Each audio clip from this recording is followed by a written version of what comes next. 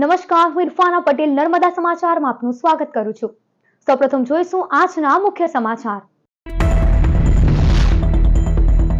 અમારે લગ્ન જ નથી કરવા તો અહીંયા માંડવો બાંધી ગ્રામસભા કેમ કરો? ગ્રામજનોએ હોબાળો મચાવ્યો। વાલિયા તાલુકામાં જેએમડીસી દ્વારા યોજાતી ગ્રામસભાનો વિરોધ વંટોળ। આદિવાસી વિસ્તારમાં આર્થિક, સામાજિક અને પર્યાવરણ સહિત પરંપરાગત સંસ્કૃતિને નુકસાન થતો હોવાનો ઠરાવ કરી વિરોધ। ભરૂચના શુક્લ તીર્થ મંગલેશ્વર દહેગામ ભાલોદ તરસાલી રાજ પાર્ટી રેતી અને બ્લેક ટ્રેપનું ગેરકાયદે વહન સાથે ખનન ઝડપાયું। લાખોના વાહનો સીઝ કરવા સાથે દંડનીય કાર્યવાહી।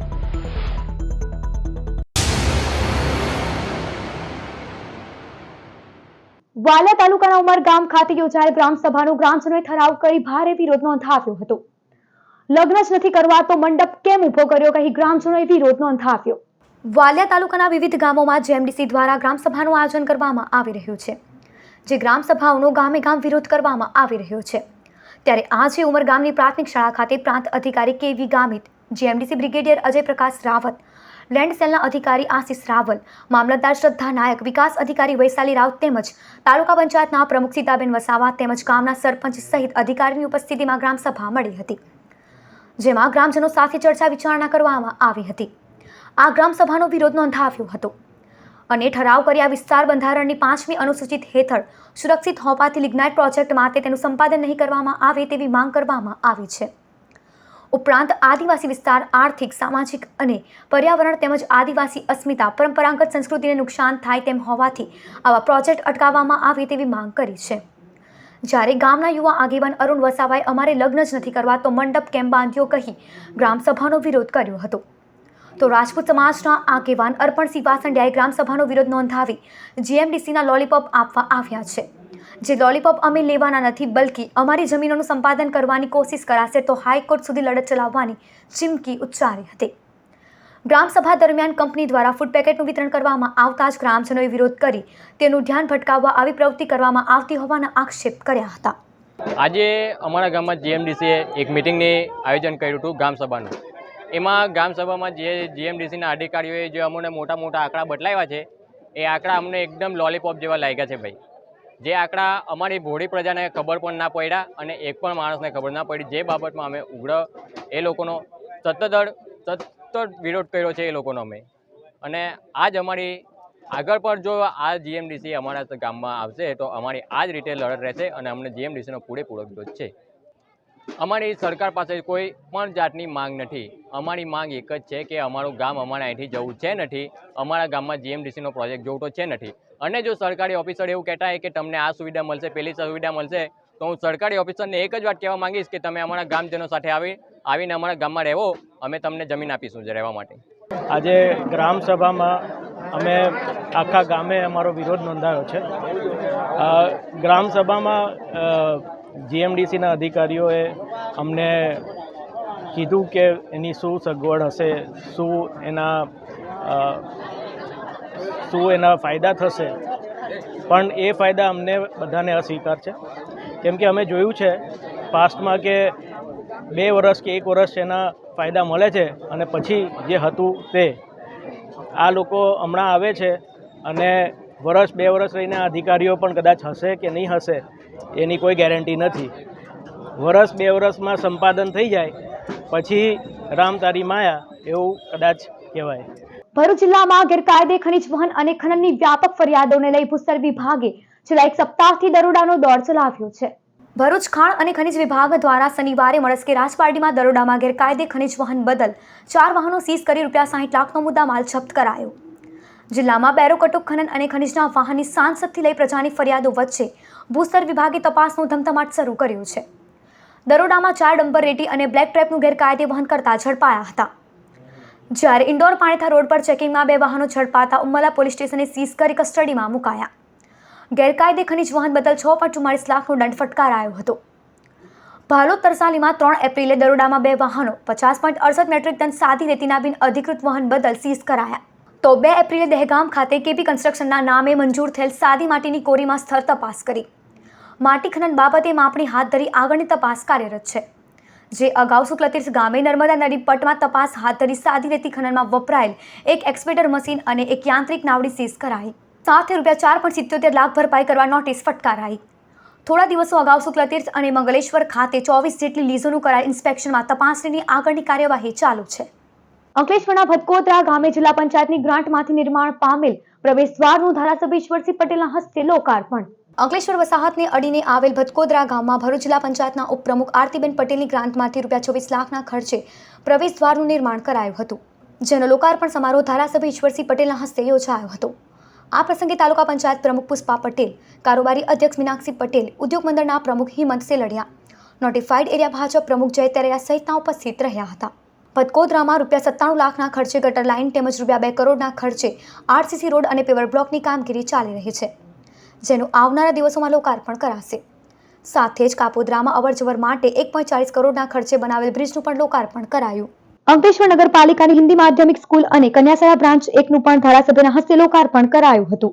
રાજ્યના મુખ્યમંત્રી શ્રી આદરણીય શ્રી ભૂપેન્દ્ર પટેલ દ્વારા સમગ્ર ગુજરાતના છેવાડાના વિસ્તારોમાં પણ સુવિધાઓ પ્રાપ્ત થાય એ હેતુસર સમગ્ર ગુજરાતની અંદર જે પ્રગતિ થઈ રહી ત્યારે અમારા ભટકોદરા ગામે પણ અમારા જિલ્લા પંચાયતના સભ્ય આ વિસ્તારના અને હાલમાં જિલ્લા પંચાયતના ઉપપ્રમુખ એવા આરતીબેન પટેલની ગ્રાન્ટમાંથી પણ 26 લાખના ખર્ચે આજે અહીંયા પ્રવેશ દ્વારનું ઉદ્ઘાટન કરવામાં આવ્યું છે. એની સાથે સાથે કાપોદ્રા ગામ છે, કાપોદ્રા ગામની અંદર પણ જે ગામમાં જવા માટેનું જે કનેક્ટિવિટી હતી ત્યાં એક સ્લેબ જેમ નારું હતું એ જર્જરિત થવાને કારણે વાહન વ્યવહાર બંધ થઈ ગયો હતો. એ પણ 1.40 લાખના ખર્ચે ત્યાં બ્રિજનું અત્યારે ત્યાં લોકાર્પણ છે. અને અગાઉના કાર્યક્રમોની અંદર અંકલેશ્વર નગરપાલિકાની અંદર પણ 2 શાળા, એક હિન્દી માધ્યમ શાળા અને બીજી ગોયા બજારની શાળા, આમ 2 શાળા મળીને 2.05 લાખના ખર્ચે આજે ત્યાં પણ લગભગ 17 જેટલા ઓરડાઓનું ખાતમુહૂર્ત કરવામાં આવ્યું છે. ત્યારે આવનારા દિવસોમાં આ ભટકોદરા ગ્રામ પંચાયત દ્વારા 97 લાખના ખર્ચે ગતાલયનું કામગીરી પણ ચાલુ છે. એ પણ આવનારા દિવસોમાં લોકાર્પણ કરવામાં આવશે. સાથે સાથે 2 કરોડના ખર્ચે બ્લોક પેવર અને આરસી રસ્તા ઉપર કામગીરી ટૂંક સમયમાં થનાર છે. ભરૂચની પ્રાર્થના વિદ્યાલયમાં વ્યાખ્યાનનું આયોજન કરાયું. આજના ટેકનોલોજીના યુગમાં વિદ્યાર્થીઓ વાંચનથી વિમુખ થઈ રહ્યા છે, જેને લીધે વિદ્યાર્થીઓની અભ્યાસ પ્રત્યેની યાદશક્તિ નબળી પડી રહી છે.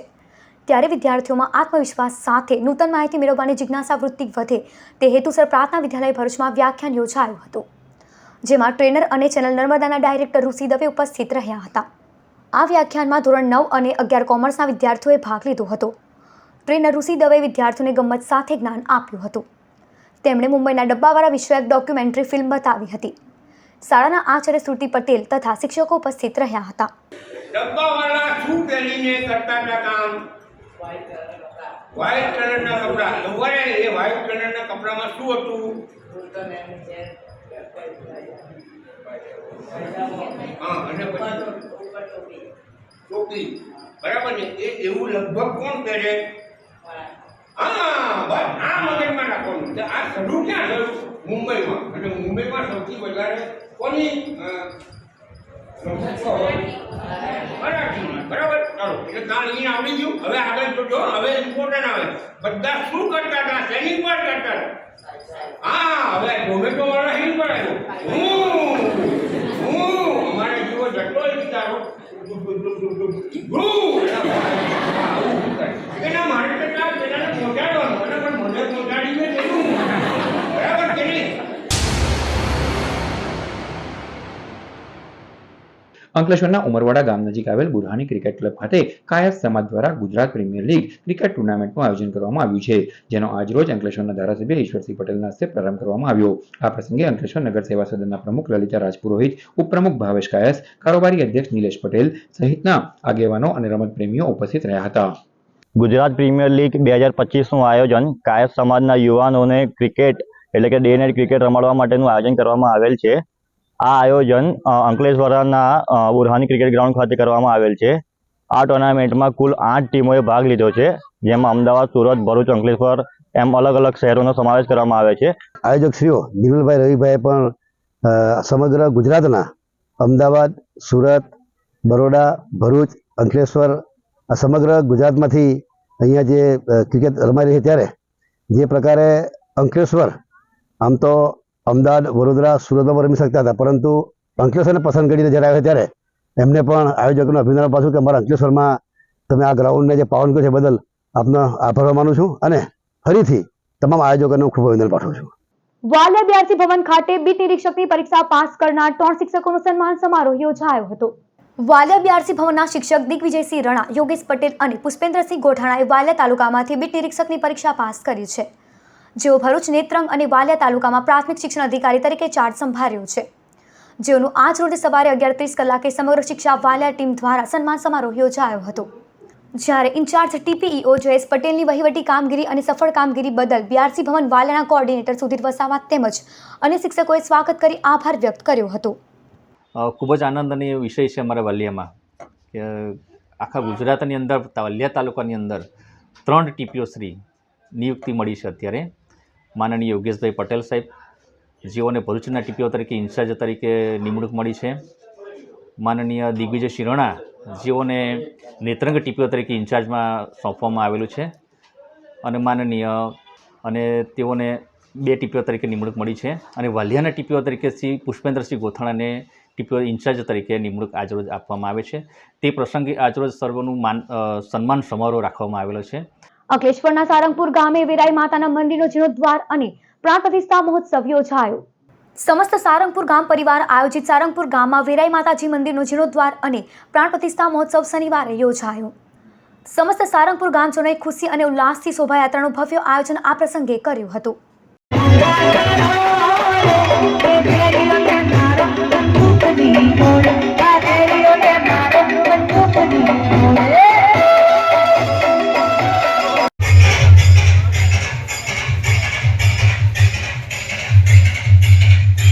અંકલેશ્વરની સરસ્વતી વિદ્યા મંદિરમાં શનિવારે રામનવમી અને હનુમાન જયંતીની ઉજવણી થઈ. વિદ્યા ભારતી ગુજરાત પ્રદેશ સંલગ્ન શ્રી માધવ વિદ્યાનિકેતન ટ્રસ્ટ સંચાલિત સરસ્વતી વિદ્યાલયના દરેક આચાર્યો અને વિદ્યાર્થીઓએ શ્રી રામ અને હનુમાનજીનું પૂજન કર્યું હતું. રામ અને હનુમાનજીની લઘુકથાઓ કહેવામાં આવી. ભક્તિમય વાતાવરણમાં શ્રી રામના ગુણગાન સાંભળી વિદ્યાર્થીઓમાં અનેરો ઉત્સાહ જોવા મળ્યો. હાંસોટના ઇલાવની પ્રાથમિક શાળાના ધોરણ 8ના વિદ્યાર્થીઓનો વિદાય સમારોહ યોજાયો હતો. ઇલાવની પ્રાથમિક કુમાર શાળામાં અભ્યાસ કરતા ધોરણ 8ના વિદ્યાર્થીઓના વિદાય સમારોહનું આયોજન કરાયું. તાલુકા પંચાયતના પૂર્વ કારોબારી જયેશ પટેલ, આચાર્ય દીપક સોલંકી તેમજ ગામના આગેવાનો અને સારા પરિવાર ઉપસ્થિત રહ્યો હતો. ધોરણ 8ના બાળકોએ તેમના અનુભવો અને વિવિધ સાંસ્કૃતિક કૃતિઓ રજૂ કરી હતી. આગેવાનોએ બાળકોને તેમના ઉજ્જવળ ભવિષ્યની શુભકામના પાઠવી હતી.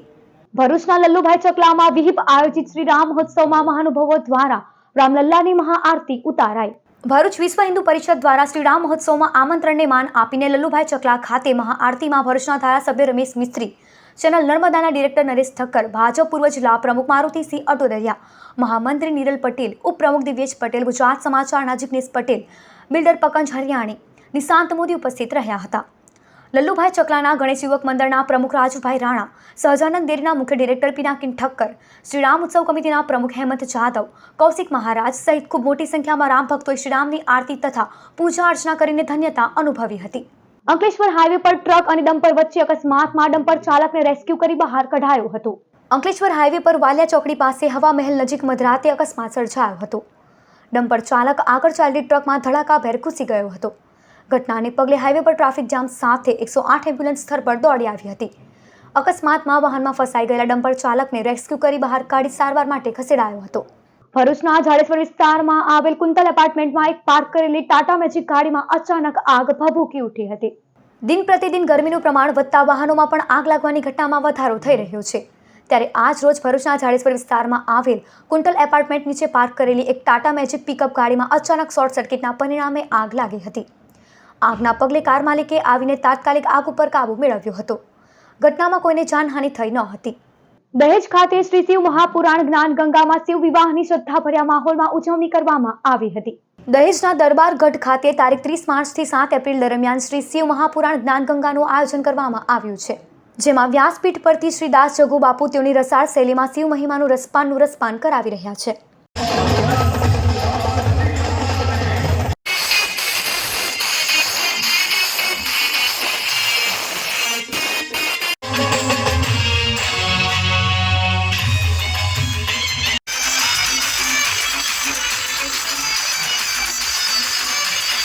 સાયખાની ડોઝેન કેમિકલ્સ કંપની સાથે મુંબઈની વોર્ટેક્સ ફાર્માસ્યુટિકલ્સ કંપનીએ મટીરીયલ્સ મંગાવી પેમેન્ટ નહીં કરી ₹46,90,000ની છેતરપિંડી કરતા વાગરા પોલીસ મથકે ગુનો દાખલ કરવામાં આવ્યો છે. સાયખાની ડોઝેન કેમિકલ્સ કંપની સાથે મુંબઈની વોર્ટેક્સ ફાર્માસ્યુટિકલ્સ કંપનીએ મટીરીયલ્સ મંગાવી પેમેન્ટ નહીં કરી ₹46,90,000ની છેતરપિંડી કરતા વાગરા પોલીસ મથકે ગુનો દાખલ કરાયો છે. મુંબઈની વોર્ટેક્સ ફાર્માસ્યુટિકલ્સના પરચેસ મેનેજર વિનીત શર્માએ સાયખાની ડોઝેન કંપનીને ફેબ્રુઆરી મહિનામાં પ્રેગાબેલિન આઈપી ખરીદવા માટે મેલ કર્યો હતો. ગત તારીખ 11મી ફેબ્રુઆરીએ મુંબઈની કંપનીના પરચેસ મેનેજરે વોટ્સએપ કોલિંગ કરી સાયખાની કંપનીના સેલ્સ એન્ડ પરચેસ ડિરેક્ટરને પરચેસ ઓર્ડર આપ્યો હતો. જે મુજબ સાયખાની 500 કિલો પ્રેગાબેલિન આઈપીનો ₹15,63,000નો જથ્થો મુંબઈ મોકલી અપાયો હતો. વોટ્સએપ કોલિંગ પર જ પેમેન્ટ પોસ્ટ ડેટેડ ચેક દ્વારા અને 30 દિવસ બાદ બેંકમાં ચેક નાખવા સહમતિ થઈ હતી. મુંબઈની વોર્ટેક્સ કંપની દ્વારા બીજો 1,000 કિલો ફાર્મા મટીરીયલ્સનો ઓર્ડર 21 ફેબ્રુઆરીએ અપાતા સાયખાની ₹31,27,000ની કિંમતનો જથ્થો મોકલી આપવામાં આવ્યો હતો. સાથે જ મુંબઈની કંપનીએ કુરિયરથી 2 ચેક પણ મોકલી આપ્યા હતા. બાદમાં સાયખાની કંપનીને ત્રીજો ઓર્ડર આપવા કોલ કરાતા તેઓએ અગાઉના 2 પેમેન્ટ ક્લિયર કરવા ટકોર કરી હતી. જેના 2 દિવસ બાદ 7 માર્ચે મુંબઈની કંપનીના મેનેજરનો મોબાઈલ સ્વિચ ઓફ થઈ ગયો હતો. સાયખાની કંપનીએ નિયત તારીખે ₹46,90,000ની કિંમતના 2 ચેક બેંકમાં નાખતા બંને રિટર્ન થયા હતા. મુંબઈ જઈ તપાસ કરતા વોર્ટેક્સ નામની કોઈ કંપની નહીં હોવાનું ખુલતા આખરે વાગરા પોલીસ મથકે ડોઝેન કંપનીના જનરલ મેનેજર સેહલ પટેલે ફરિયાદ આપી હતી. ચીટર મુંબઈની કંપનીના માલિક અવિનાશ શિવપુરી અને મેનેજર વિનીત શર્મા સામે લાખોની છેતરપિંડી અંગે આગળની કાર્યવાહી હાથ ધરવામાં આવી છે. જંબુસર અને ઝઘડિયામાં દરોડામાં 6 જુગારી 32,000ના મુદ્દામાલ સાથે ઝડપાઈ ગયા. જંબુસર પોલીસે ભરૂચી ભાગોળમાં કબ્રસ્તાન પાછળ ચાલતી જુગારની મહેફિલ ઉપર દરોડો પાડ્યો હતો. પોલીસને જોઈ જુગારીયાઓમાં દોડધામ વચ્ચે રાજા નામની એક વ્યક્તિ ભાગી ગઈ હતી. સ્થળ પરથી 4 જુગારી તમીમ ચૌહાણ, બિલાલ મલિક, સોહિલ મલિક અને નદીમ મલિકની ધરપકડ કરાઈ હતી. દાવ પર લાગેલા રોકડા 4 મોબાઈલ મળી કુલ 19,000નો મુદ્દામાલ કબજે કરાયો હતો. ઝઘડિયા પોલીસે ફુલવાડી અને કપલસાડી ગામે સત્તા બેટિંગ રમાડતા 2 શખ્સોને ત્યાં દરોડો પાડ્યો હતો. જેમાં ફુલવાડીથી ઉમેદ વસાવાની ₹6,820 અને કપલસાડીથી રઝાકની 5,750ના મુદ્દામાલ સાથે ધરપકડ કરાઈ હતી. ભરૂચ શ્રી રામ ઉત્સવ સમિતિ આયોજિત અને વિશ્વ હિન્દુ પરિષદ પ્રેરિત શ્રી રામ ભગવાનની ભવ્ય શોભાયાત્રાનું રવિવારે આયોજન કરાયું છે.